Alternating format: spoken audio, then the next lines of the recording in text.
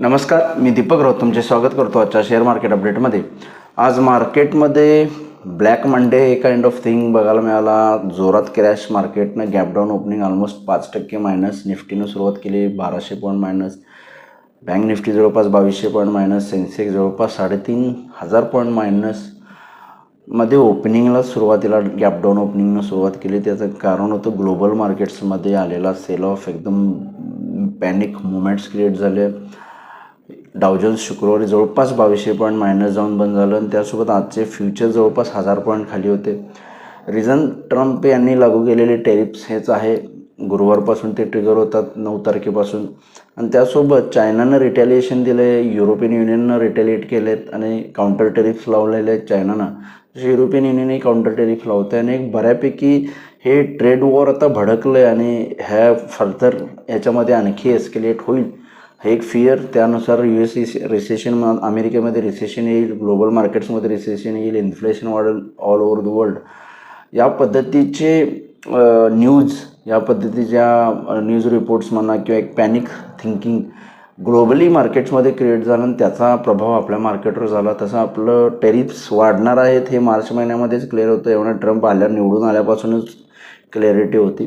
पण टेरिफवर समूह कुठंतरी अवॉइड होईल ही एक अपेक्षा मार्केटला होती आणि ती ज्या पद्धतीनं टेरिफ्स 2 एप्रिलपासून लागू झाले, ग्लोबल मार्केटमध्ये 2 तारखेपासूनच जे आहे ते फॉल बघायला मिळतात मेजर. पण सडनली जसं युरोपियन युनियन चायनानं रिटॅलिएट चालू केलं शुक्रवारपासून, त्यामुळे गुरुवारी मार्केट्स यूएसचे पडले. आपण सावरलो शुक्रवारी, पण शुक्रवारी थोडं आपलं 300 पॉईंट निफ्टी खाली गेली, बँक निफ्टी पॉझिटिव्ह राहिली. पण शुक्रवारी ज्या पद्धतीने US मार्केट्स पॅनिक फॉलमध्ये गेले, जवळपास 2200 पॉईंटचा फॉल आला आणि आज फ्युचरसुद्धा जवळपास 1500 ते 1600 पॉईंट मायनस होते. त्याचा दबाव ते फिअर आपल्या मार्केटवर आज हावी होताना बघायला मिळालं. हालाकी मार्केट ओपन झालं बिलो 22,000च्या खाली 21,800ला. तिथून क्लोजिंगला रिकव्हरी आली जवळपास 400-500 पॉईंटची निफ्टीमध्ये येऊन. बँक निफ्टीमध्ये ऑलमोस्ट एक 800 ते 900 पॉईंटची रिकव्हरी क्लोजिंग सेशनला दुपारी 3 नंतर बघायला मिळाली. पण ओव्हरऑल दिवसभर पॅनिकचा माहोल राहिला, एकदम जबरदस्त फॉल आणि गॅपडाऊन ओपनिंगमुळं मार्केटमध्ये थोडंसं व्होलॅटिलिटी आणि फिअर बघायला मिळालं. आणि ऑल ओव्हर द ग्लोब असं नाही की फक्त आपलं मार्केट या पद्धतीनं पडले. युरोपियन मार्केट्स 5-6% मायनस होते, डाऊ फ्युचर्स मायनस होते 4-5%, नॅसडॅक 900 पॉईंट 1000 पॉईंट मायनस होतं. आणि अशा पद्धतीची मुवमेंट ही रेअरली घडत असतात आणि हे टेरिफ वॉरला घेऊन हे पॅनिक क्रिएट झालेलं आहे. त्यामुळे ब्लॅक मंडे आपण म्हणू शकतो आज ग्लोबली मार्केट्समध्ये बघायला मिळाला. पण ओव्हरऑल समहाऊ आपली निफ्टी सावरण्याचा प्रयत्न झाला, कारण जे काही टेरिफ वॉर आहे तर भारतासोबत नाही आहे, अमेरिकेचं सर्वच देशांसोबत आहे. आणि इंडिया काही रिटेलिएट आपण करणार नाही आहे. मोदी गव्हर्नमेंटनं स्पष्ट केलं की आपण निगोसिएशन करायचे आहे. जी काही डील आहे, जे काय ट्रम्प यांना अपेक्षित आहे की $30 बिलियन ऑलमोस्ट एक डेफिसिट आहे US आणि इंडियाच्या ट्रेडमध्ये, तो डेफिसिट त्यांचा कुठंतरी कमी करण्याचा उद्देश आहे. आणि त्यानुसार भारत निगोसिएशन करते. जे काय टेरिफ्स, काउंटर टेरिफ्स आपल्या गुड्स अँड प्रोडक्ट्सवर अमेरिकेकडून लावलेत, त्याच्या मोबदल्यात आपण त्यांना 10% टेरिफ्सनी चार्ज केले. पण ऑलरेडी अजून निगोसिएशन करून ही कुठेतरी डील होण्याचा एक मला वाटतं संभवतः प्रयत्न भारताचा गव्हर्नमेंटचा आहे आणि इव्हन USमध्ये त्या पद्धतीचं मेंटॅलिटी भारताबाबतीत आहे. त्यामुळे मला वाटतं आपल्या मार्केटचा फारसा इम्पॅक्ट यावर होणार नाही. फक्त हे ग्लोबल मार्केटमुळे आपण खाली आलो आहे. आणि मला वाटतं समहाऊ येणाऱ्या वीकमध्ये फर्दर आपणाला याच्यामध्ये क्लिअरिटी यायला बघायला मिळालं ओव्हर ग्लोबलीसुद्धा.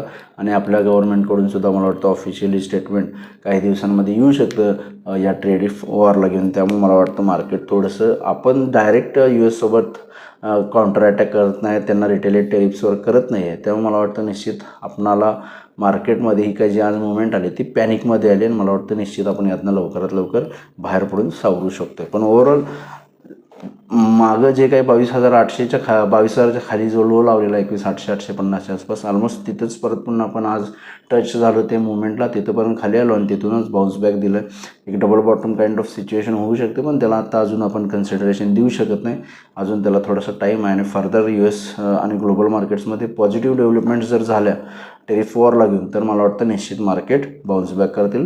पण ओव्हरऑल इथून पुढं मार्केटची ॲटलिस्ट या वीकमध्ये तरी किंवा येणाऱ्या 8-10 ट्रेडिंग सेशन्स जर बघितले तर जी काही चाल असेल ती ग्लोबल मार्केट्सवर अवलंबून राहील, ग्लोबल इव्हेंटवर राहील आणि न्यूज बेस राहील. ज्या पद्धतीनं टेरिफ वॉरला घेऊन काही न्यूज येतील, जर पॉझिटिव्ह न्यूज आल्या तर मार्केट पॉझिटिव्ह रिॲक्शन देईल.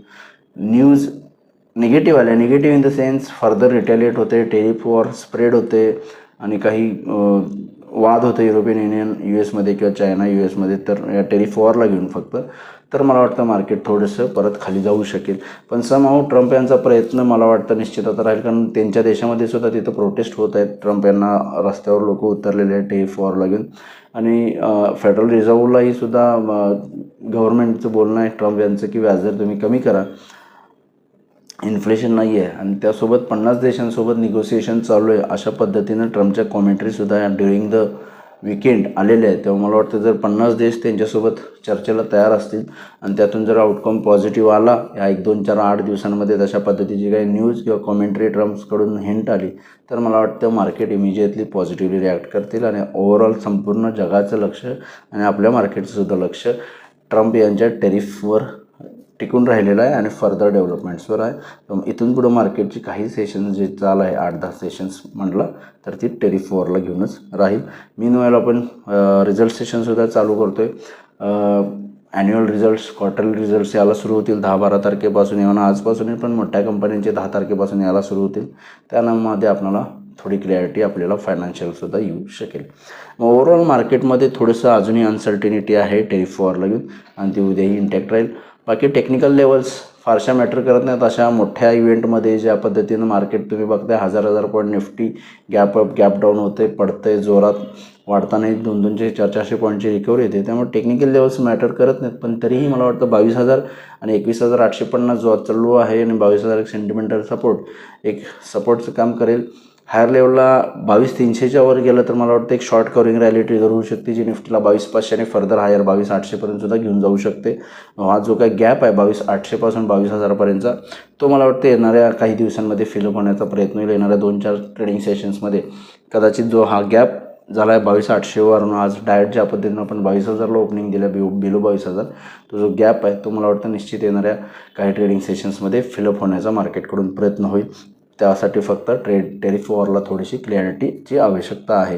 आणि बँक निफ्टीमध्ये सिमिलरली 50,000च्या अबाव गेलं तर 50,500पर्यंत रिकव्हरी येईल.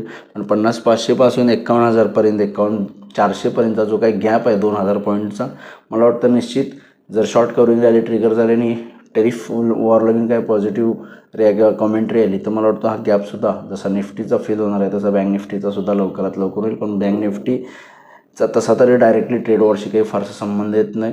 पण ओव्हरऑल मला वाटतं बँक निफ्टीच रिकव्हरीला लीड करू शकते आणि हा गॅप जर बँक निफ्टीनं फिलअप करायला सुरू केलं तर निफ्टीचा स्वतः गॅप जो आहे तो गॅप डाऊन ओपनिंगचा गॅप फिलअप होईल.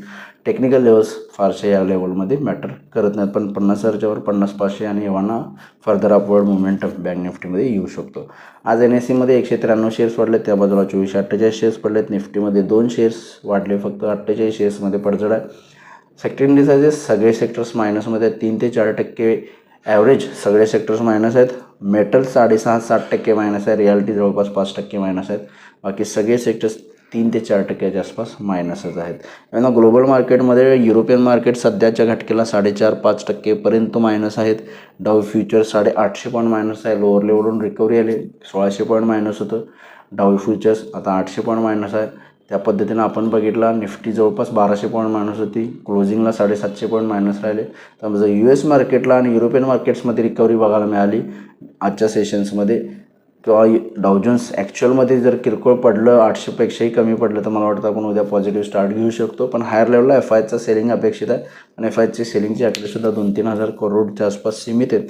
आज गॅपडाऊनमध्ये कुणालाच विकायला नाही मिळाले आणि मला वाटतं फर्दर अपवर्ड मोमेंटम मार्केटला अवेटेड आहे. थोडीशी पॉझिटिव्हली हवी फक्त. तर बघूया मार्केट्स कशा पद्धतीने बिहेव होतात. माझा व्हिडिओ ऐकला त्याबद्दल धन्यवाद. माझा व्हिडिओ जास्तीत लाईक करा, शेअर करा, माझ्या चॅनल सबस्क्राईब करून डेली अपडेटसाठी बेल आयकॉनला क्लिक करा. धन्यवाद.